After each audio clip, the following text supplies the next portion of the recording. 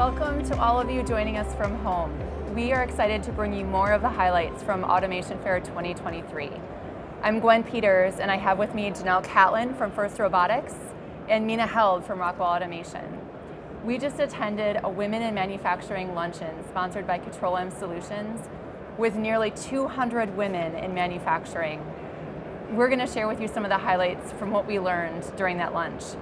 One thing that I took away was that if women contributed to the workforce in the same percentages as men, we would close the manufacturing workforce gap that we have right now.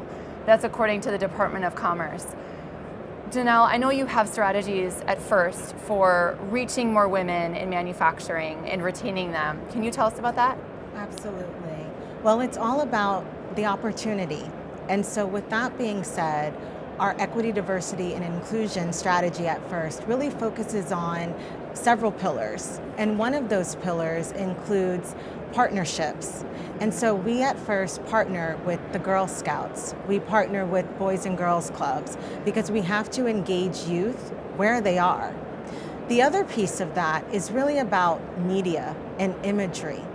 When students can see themselves excelling in STEM, when young girls can see other women participating in STEM and having incredible careers in manufacturing, it changes the game. And so for us at First, we are really mindful about the positive images that we put out for women engaging in STEM. So whether it's our social media, whether it's our website or our People of STEAM campaign, where we give voice to women in STEM so that girls can read these amazing stories and say, wow, I can do that too. That is so powerful, bringing it all back to engagement and imagery. Absolutely. Meena, one of the things you talked about at lunch was retaining women by helping them achieve some balance. Yeah. Will you recap that for us? Yeah, so often what we struggle with is achieving a balance between our personal lives and our work lives. And so there are two components I think that really were important for me personally to achieve a balance. One was, the strong support from my partner at home. And so we often think allyship is something that shows up in the meeting rooms with us, but the strongest form of allyship that I've experienced is in my home, to create room for me to lean into my career at the times that I've needed to do that, and I do the same for him. So that form of allyship in the community is really big. And so the other piece that I do to help, because it's a big juggling act, right? Yes. So in terms of prioritization, and so how do you figure out what are your priorities? And I like to reframe what I do based on my values.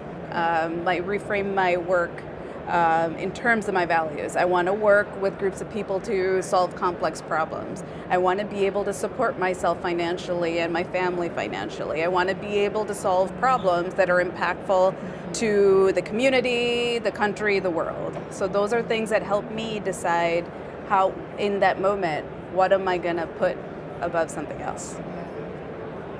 Great.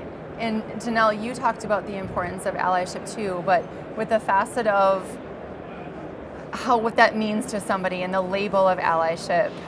Tell us more. Absolutely. So allyship is critical. Both Meena and I would not be here today if it weren't for incredible allies that we've had across our career.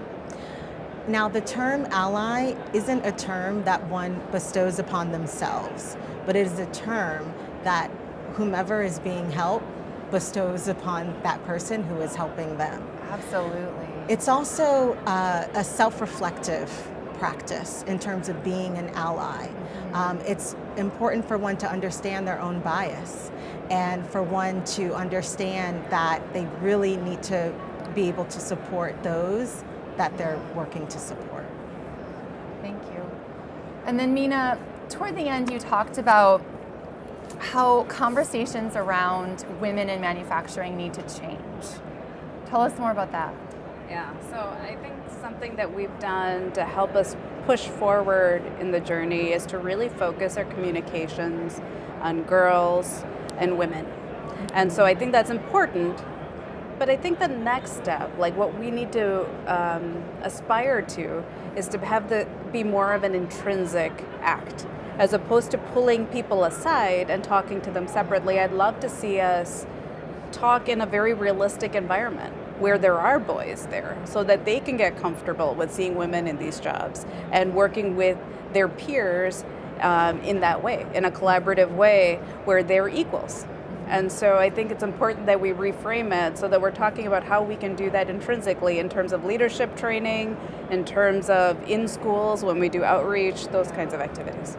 That really resonated with me, having the conversation audience as closely as possible reflect the reality of the audience that it's affecting. Yeah. Mm-hmm. So this is such an important topic for all of us.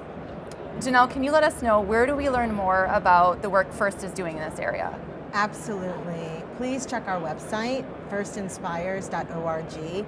We're always looking for incredible mentors, and we're always looking for students to start new teams. Such an incredible program. And for those of you wanting to know more about Rockwell in this space, look at our LinkedIn, look at our Instagram, #AutomationFair, and you'll see photos and quotes and takeaways from the Women in Manufacturing Luncheon.